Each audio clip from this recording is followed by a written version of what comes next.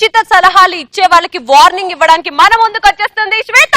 నవ్విందే పిల్ల నువ్వా పైనుంచి జారిపడ్డ చందమామ ముక్కవా పిల్ల నువ్వా పైనుంచి జారిపడ్డ చందమామ ముక్కవా.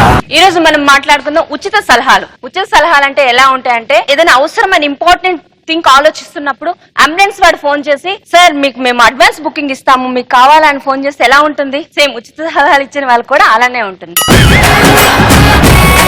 మనకి సలహాలే అవసరం లేదు అనుకుందాం. అప్పుడు ఎవరైనా వచ్చి విఐపీస్ అంటే వెరీ ఇంపార్టెంట్ పర్సన్ కాదండి, ఇరిటేటింగ్ పర్సన్స్. మీ అందరూ అనుకోవచ్చు రవి అని డైరెక్ట్ గా చెప్పొచ్చు కదా అని. అంతేనా రవి? వాళ్ళు చెప్పరు, నువ్వే చెప్తున్నావు. వాళ్ళ మనసులో మాట నేను బయటికి చెప్తున్నా అంతే.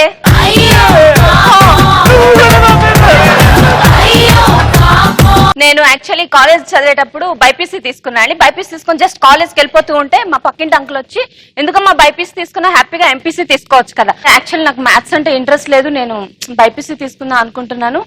లేదు ఎంపీసీ తీసుకుని నీ లైఫే సెటిల్ అయిపోతుంది.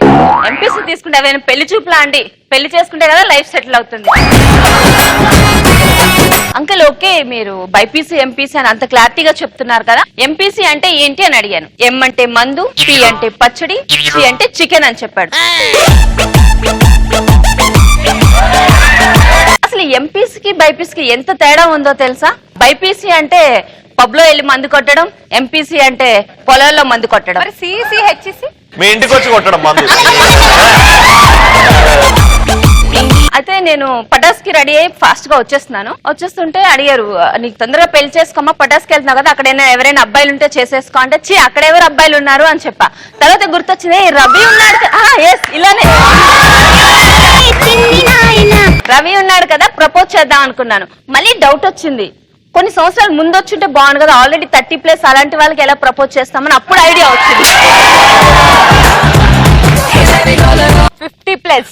ఎవరికి 50? రవికి. ఈ సెప్టెంబర్ కి 26 అలా 30. మీ తమ్ముడికా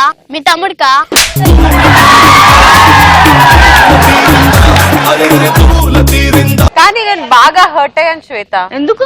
పటాస్ లో చాలా మంది అబ్బాయిలు ఉన్నారు, నేను ఒక మంచి అబ్బాయిని సెలెక్ట్ చేసి నేనేమైపోయినా. నువ్వు అబ్బాయివా? మరి